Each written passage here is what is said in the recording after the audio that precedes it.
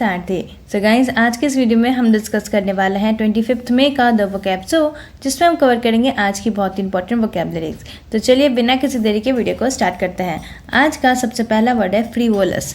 फ्रीवोलस क्या होता है? ये एक एडजेक्टिव है जिसका मतलब होता है not having any serious purpose और वैल्यू। यानी किसी भी चीज़ का कोई चीज़ है जिसका कोई बहुत सीरियस पर्पस नहीं है, उसकी बहुत इंपॉर्टेंस नहीं है, उसे हम कहते हैं फ्रीवोलस। ओके, सिनोनिम्स क्या हो जाएगा? फ्लिपेंट या इनेन। एंटोनिम्स क्या हो जाएगा? सीरियस या प्रैक्टिकल। याद करने की ट्रिक देखिए, फ्री के गिफ्ट्स को लोग फ्रीवोलस समझते हैं। ओके, जो भी गिफ्ट्स हमें फ्री मिलते हैं, जैसे हम कुछ खरीदते हैं हमें फ्री में उसमें कुछ मिल जाता है, तो उसे हम क्या समझते हैं कि इसका कोई सीरियस पर्पस या वैल्यू नहीं है, तो फ्री में आ गया है ना। तो इस ट्रिक से आपको ये वर्ड याद रहेगी। फ्री को फ्रीवोलस से कनेक्ट करके आप इस वर्ड को याद रख सकते हो। एग्जाम्पल देखिए, there is always the danger of frivolous complaints being made at times. हमेशा ये डेंजर रहता है कि कुछ फ्रीवोलस कंप्लेंट्स हो सकते हैं समय समय पर, यानी कि ऐसे कंप्लेंट्स जिसकी कोई सीरियस पर्पस जिसका है नहीं, बट फिर भी कंप्लेंट्स, बेतुके कंप्लेंट्स हो सकते हैं। ओके, तो यहाँ पे हमने देखा कि इस वर्ड को हम सेंटेंस में कैसे यूज़ कर सकते हैं। मूव करते हैं हम नेक्स्ट वर्ड पे। नेक्स्ट वर्ड है कन्वेन। कन्वेन क्या होता है? ये एक वर्ब है जिसका मतलब होता है टू कम टुगेदर और bring people together for a meeting. यानी साथ में आना या लोगों को साथ में लाना किस चीज़ के लिए? किसी मीटिंग के लिए। सिनोनिम्स क्या हो जाएगा? कॉन्ग्रीगेट या गैदर। एंटोनिम्स क्या हो जाएगा? डिस्पर्स। याद करने की चीज़ देखिए, कॉप मीटिंग के लिए सारे कंट्रीज़ को कन्वेन किया गया। यानी कॉप जो कंट्रीज़ की जो मीटिंग होती है, कॉप मीटिंग, उसके लिए सारे कंट्रीज़ को क्या किया गया? कन्वेन किया गया। तो कॉप को आप कन्वेन से कनेक्ट करके याद रख सकते हो। ओके, एग्जाम्पल देखिए, we convened at the hotel for a seminar. हम होटल में क्या हुए? कन्वेंट हुए, यानी कि एक साथ मिले हम लोग, कम टुगेदर किया किस चीज़ के लिए? सेमिनार के लिए। ओके, तो यहाँ पर हमने देखा कि इस वर्ड को हम सेंटेंस में कैसे यूज़ कर सकते हैं। मूव करते हैं हम नेक्स्ट वर्ड पे। नेक्स्ट वर्ड है पर्टिनेंट। पर्टिनेंट क्या होता है? ये एक एडजेक्टिव है जिसका मतलब होता है रेलिवेंट और applicable to a particular matter. यानी कोई भी चीज़ जो रिलेटेड हो किसी पर्टिकुलर चीज़ से या उसी पर्टिकुलर मैटर पे एप्लीकेबल हो, उसी पे अप्लाई होता हो, उसे हम कहते हैं पर्टिनेंट। सिनोनिम्स क्या हो जाएगा? अपोजिट या अपोर्टिनेंट। एंटोनिम्स क्या हो जाएगा? इररिलेवेंट या इनएप्रोप्रिएट। याद करने की ट्रिक देखिए, ये एडवर्टीजमेंट वैकेंसी के पर्टिनेंट है। यानी ये जो एडवर्टीजमेंट है ये किससे रिलेटेड है?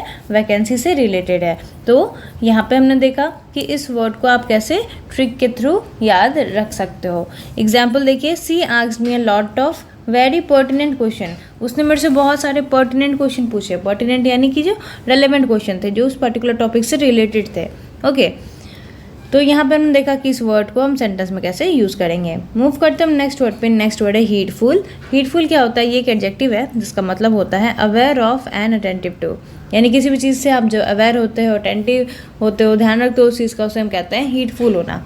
सिनोनिम्स क्या हो जाएगा? माइंडफुल या प्रूडेंट। एंटोनिम्स क्या हो जाएगा? हीटलेस या इनअटेंटिव। याद करने की ट्रिक देखिए, भीड़ में लोगों को हीटफुल होना चाहिए।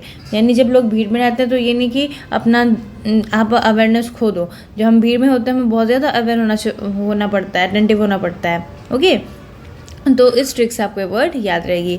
एग्जाम्पल देखिए, the government should be heedful of the impact of inflation. जो इन्फ्लेशन है, ओके, तो उसको लेकर, उसके इम्पैक्ट को लेकर गवर्नमेंट को हीटफुल होना चाहिए, यानी कि अवेयर और अटेंटिव होना चाहिए। तो यहाँ पर हमने देखा कि इस वर्ड को हम सेंटेंस में कैसे यूज़ करेंगे। मूव करते हैं हम नेक्स्ट वर्ड पे। नेक्स्ट वर्ड है चिप इन।